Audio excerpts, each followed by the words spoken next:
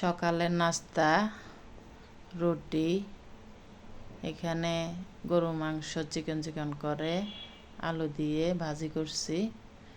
নাস্তা অসাধারণ খেতে। এখন এখানে জোড়া মাংস, আলু কুচি করা, কাঁচামরিচ, পেঁয়াজ, রসুন কুচি তৈরি করলাম, রান্নার জন্য প্রস্তুত করলাম। এখন রান্না শুরু করতেছি। গরু মাংসগুলো এখন কড়া ভেজে নিব।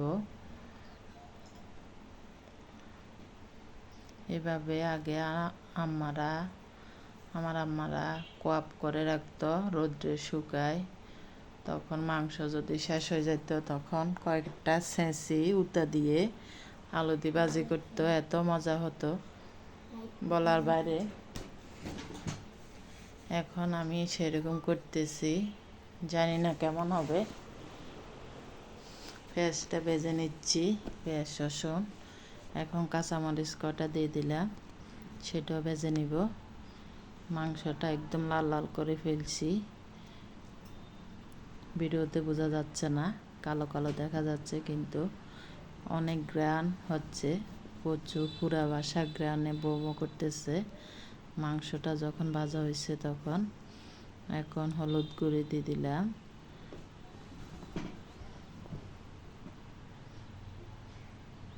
মশলার গুঁড়ি দিয়ে দিলাম, দেখাই নাই। এখন আলু কুচিটা মেশিনে করা লম্বা লম্বা একদম, বেশি দিই নাই, একটাই দিছি। এখন ভালোভাবে উল্টিয়ে পাল্টিয়ে দিব।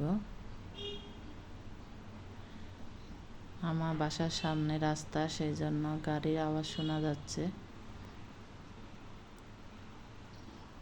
সারা রাত গাড়ি চলে, বয়স কোন সময় দেব।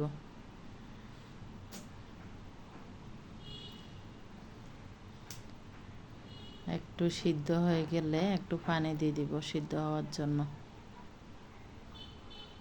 গরম পানি। এটা দিয়ে দিব আরও কটা, গ্রানের জন্য কাঁচামরিচ দিয়ে দিলাম।